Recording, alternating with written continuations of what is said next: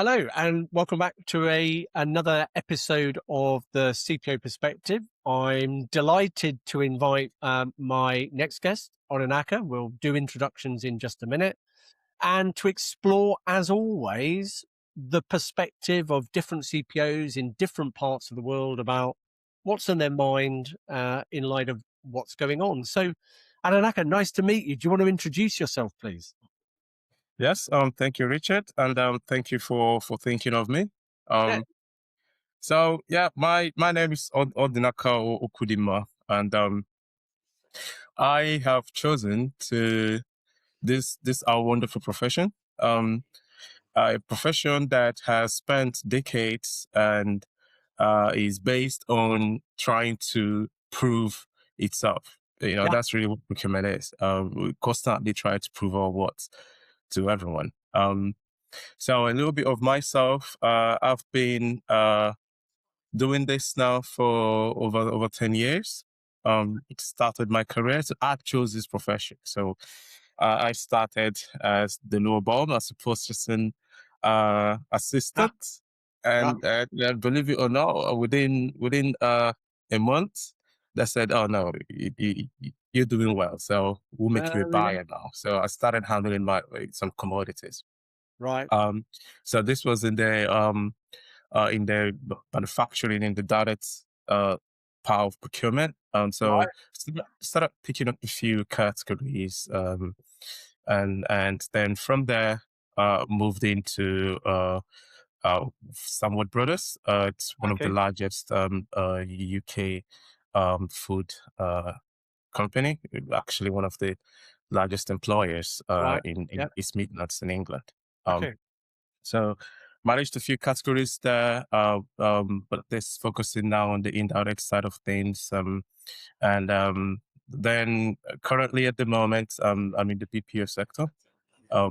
So the whole lot. So now I have everything to walk through real estate, which is one of the big things unfortunately happening now in the UK. Yeah. Costs is a big factor now. Okay. Energy is very, very high.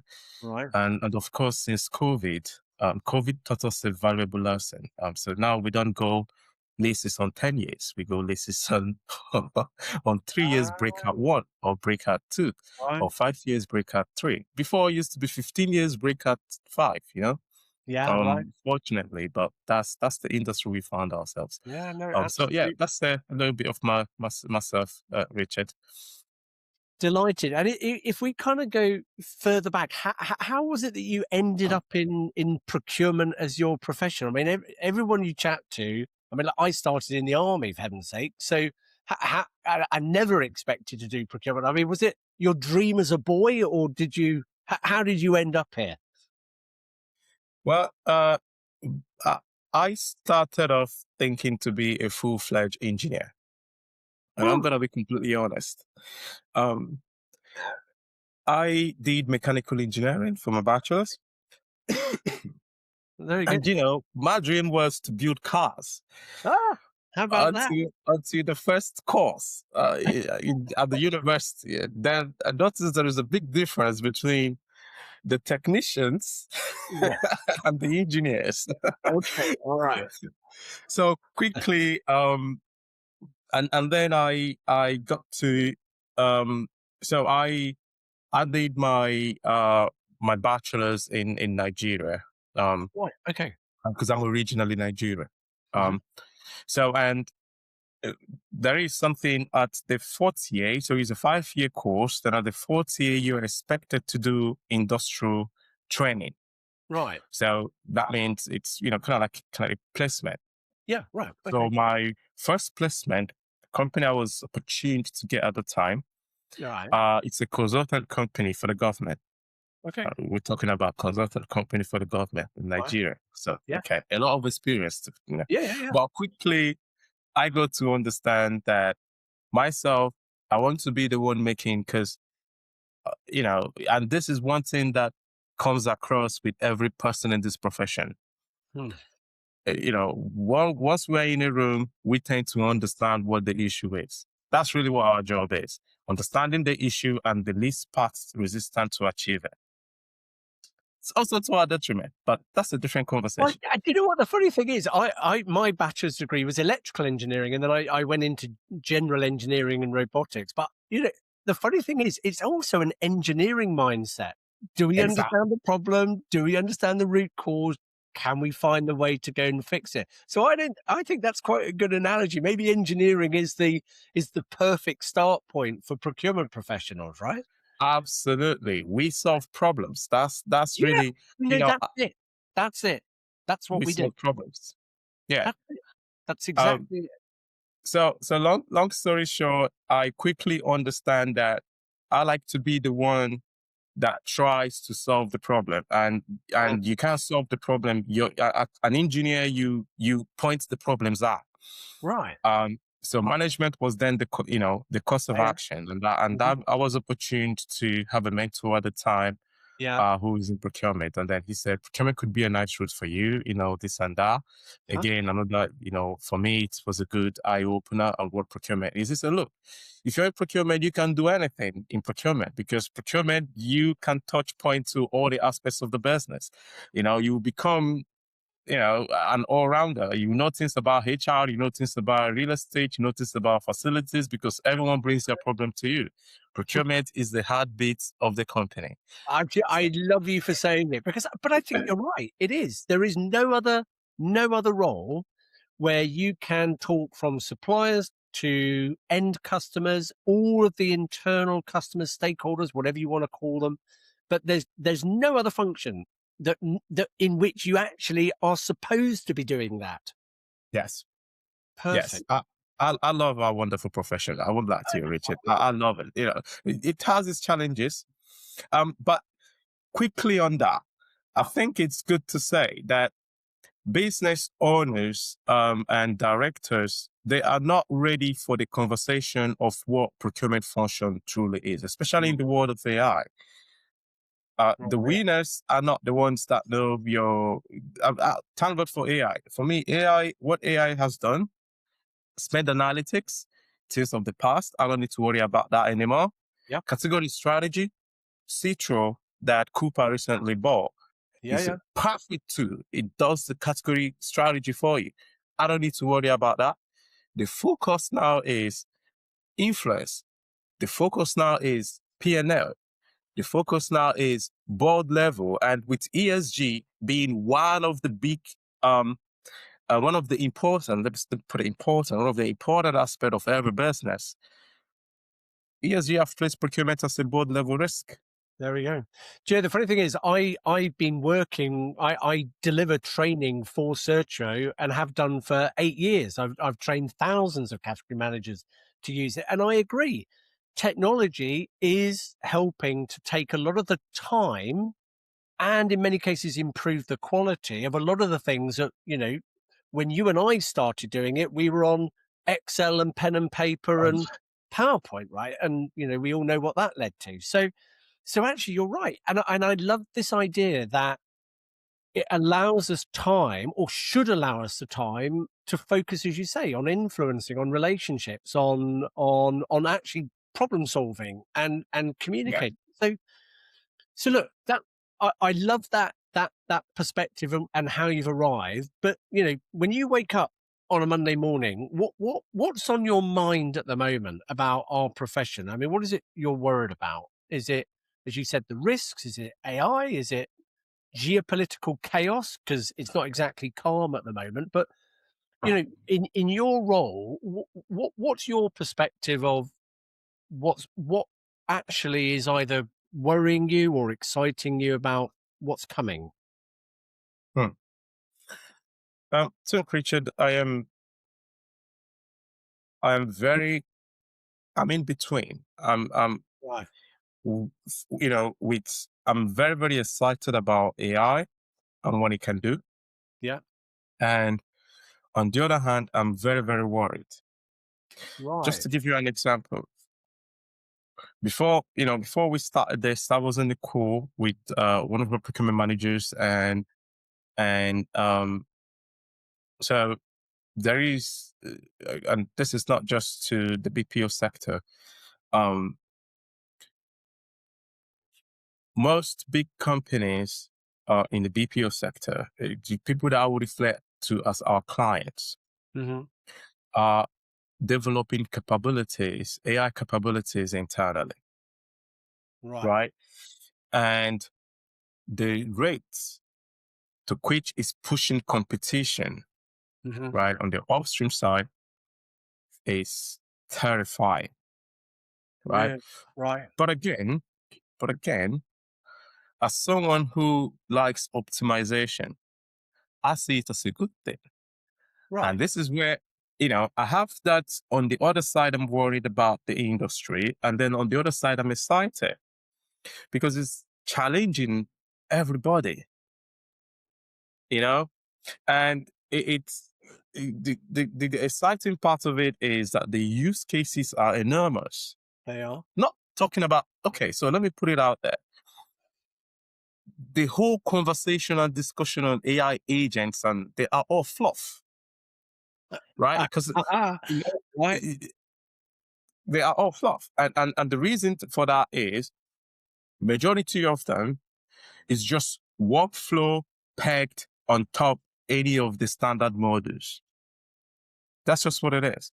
So You are it's either so they're right. using Claude Yeah. or they're using GPT, and then, they do some orchestration, right? But for the large part, it doesn't actually help our profession. It doesn't actually help the business. And the reason for that is most businesses are not ready yet. Adoption needs to happen as a workflow, not siloed as department. That's a really interesting way of putting it. And certainly my experience delivering training, I mean, for the last 6 months, I've made a point. Everybody that I train, I get them. I love doing unscientific straw polls. So anyone who's seen me sharing a conference, I do unscientific straw polls, show of hands, right?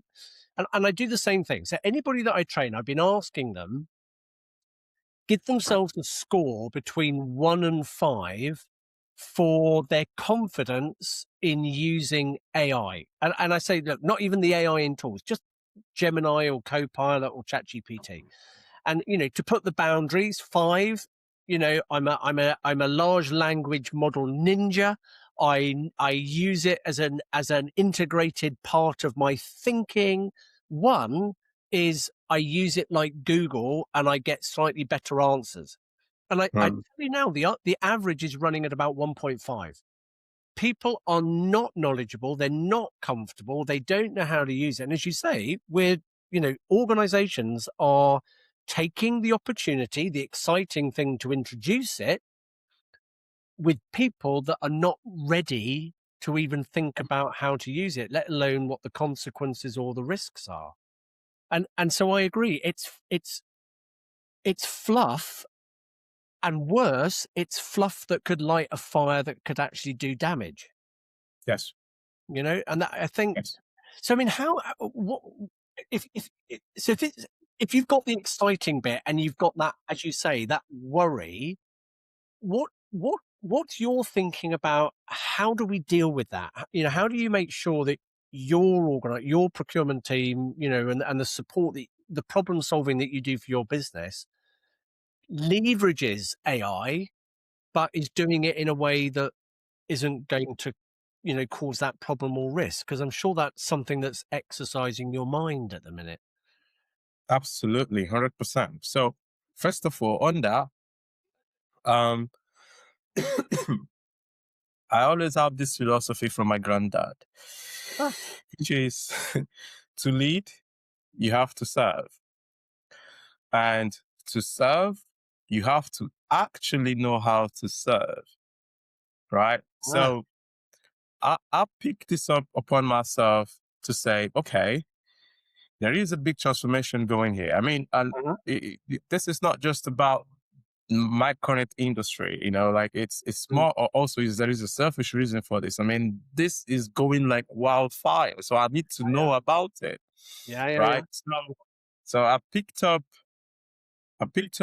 doing an MBA in entrepreneurship, and I'll come back to Ah, this next. So why is in entrepreneurship right. is where procurement was, right? Where the procurement function was is whenever you hear procurement, every CFO is thinking save cost, Yeah.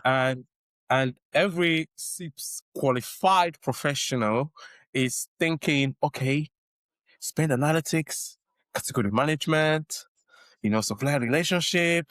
All Right. this is good and fine. But hello, in today's procurement, AI takes care of that. You only need to validate the data. That's it. Right. You don't need to worry about how you structure segmentation, Yeah. right? So, Yeah. so that's that. Today's procurement, what is required in today's procurement is a CPO, a head of procurement, and a thinking for procurement managers in every single conversation that I'm having with any part of the business. How does that affect the P&L? That is the only thing important. How does my conversation affect the P&L?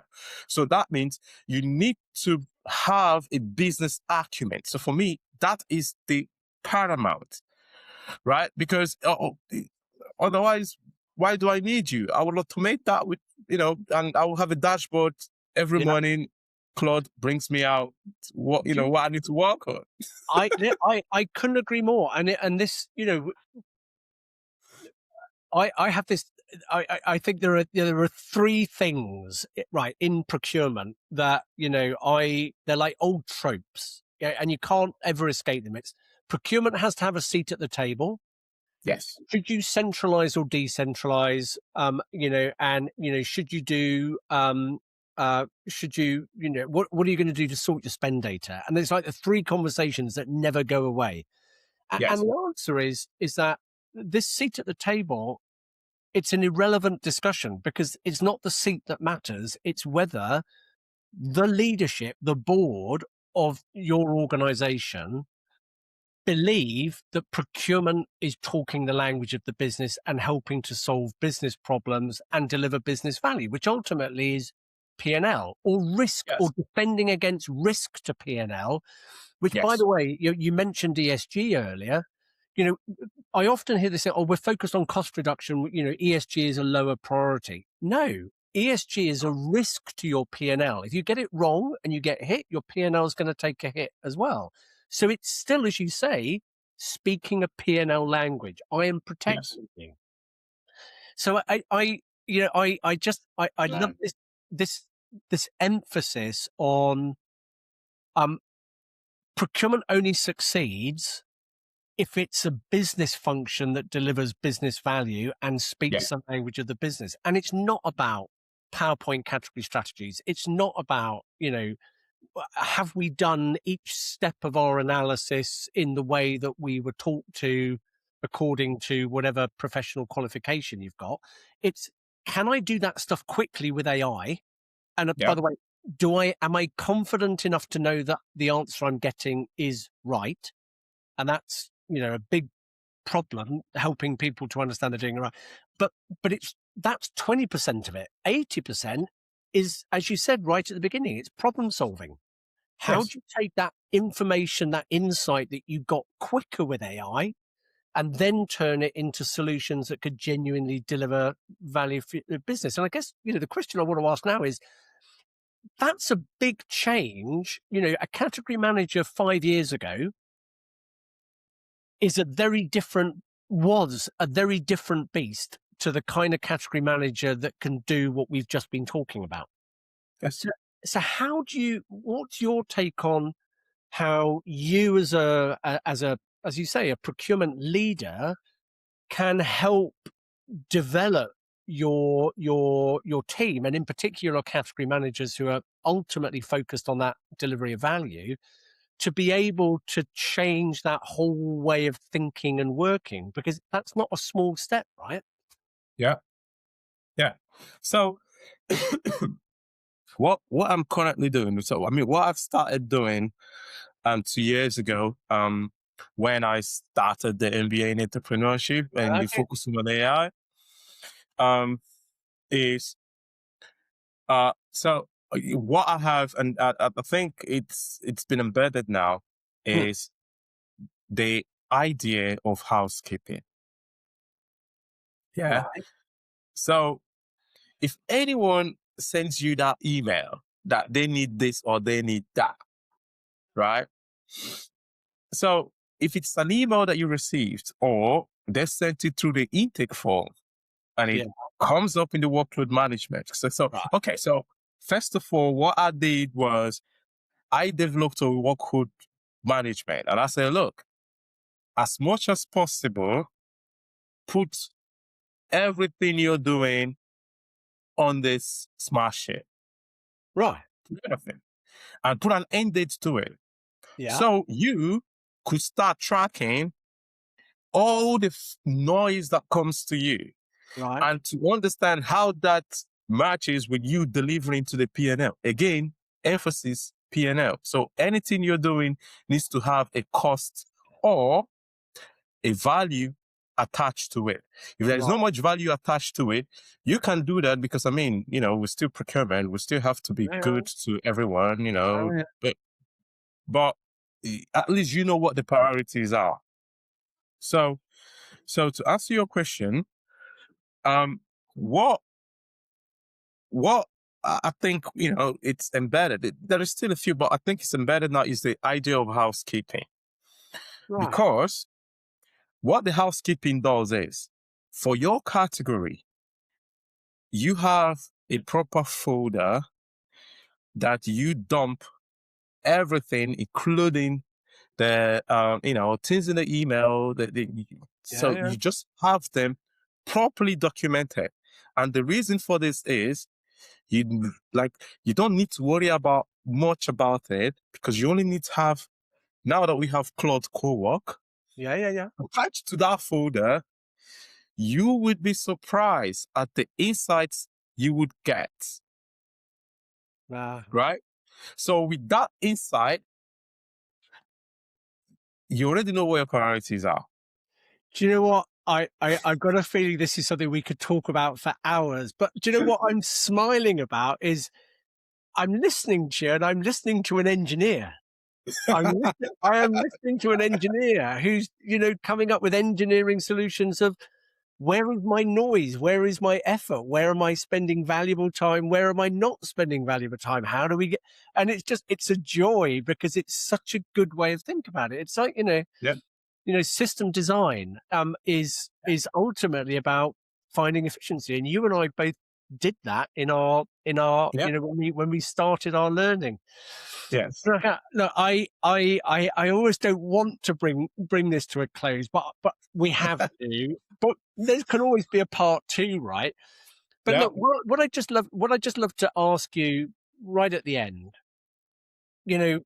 we started our journey. We've risen through procurement. If you were talking to, a young procurement professional who's just beginning to start out, Yeah. what one piece of advice would you give them based on what you've learned as you've risen to where you are now? Hmm. So the thing that I have come to understand, in our profession is it's unfortunately, and I say unfortunately, is priorities change depending on how much accounts you get, and that's categories, right? Right. The spend value you manage and stuff like that. So depending on, whether you are a procurement assistant that is managing office, office supplies, stuff like that, or you're a category manager that is in the direct procurement, or that you have Mhm. managing 2 or 3 categories, or you're in the indirect that is managing all the other noise. Yeah, So yeah. it depends. But what I will say is procurement as a function for the last 30 years have been pushing to earn a seat at the table. Hmm. And to some degree, it's landed. We have a seat at the table. The next 10 years is going to determine if and how we keep being on that seat. Right. So my advice is, right, you can never go wrong with fundamentals. you can never go wrong. So having an understanding of any category you manage is very, very important. And our profession is that of relationship management. So you need to figure out a way within any organization you are to balance between making friends Yeah. and protecting the business. Right. Joe, Y- I love that. Honestly, I love it. I love it because, what you're talking about is know your job, know your yeah. detail about your category, passionately understand it, but having that knowledge and any amount of tools to help you do whiz bang wallet really quickly won't count for anything if you haven't got the relationships to either help you Yes. or to be able to influence. I think that's such a lovely thing. So I suppose the advice then for people out there is learn, care, and be able to talk to people. There's Be able to talk to people. that wonderful Turkish expression of being able to take a coffee, to be able to sit down with people and actually talk. Now, I'm going to do something here and it might go wrong because I might not find it. Just give me 1 second. I'm just, Okay. and I'm doing what I should never do. I've disappeared from screen. Can't find it. Right. I'll tell you what I was looking for. Okay. Somewhere on my bookshelf, I have a little red book Okay. that every British Army officer is given when they start at the Royal Military Academy Sandhurst. Do you know what that book's called? Tell me. Serve to Lead. Serve to lead. Absolutely. Serve to lead. So your grandfather was absolutely right. And, the ethos of being an officer is that you are given the privilege of leadership, but you should treat it as you are serving. You are Yes. serving the people that you are leading, and Yes. duty and the way that you behave comes from it. So I can't tell you how nice it is to hear those words because they're actually something that have been with me for almost 40 years now. That serve to lead. Absolutely. It's such a big thing. Well, look, Odinaka, thank you for your time. I mean, just a lovely insight on what you're doing, and from one engineer to another. Thank you. Um, for everyone that's watching, I hope you enjoyed the conversation. And if you want to participate, please let me know.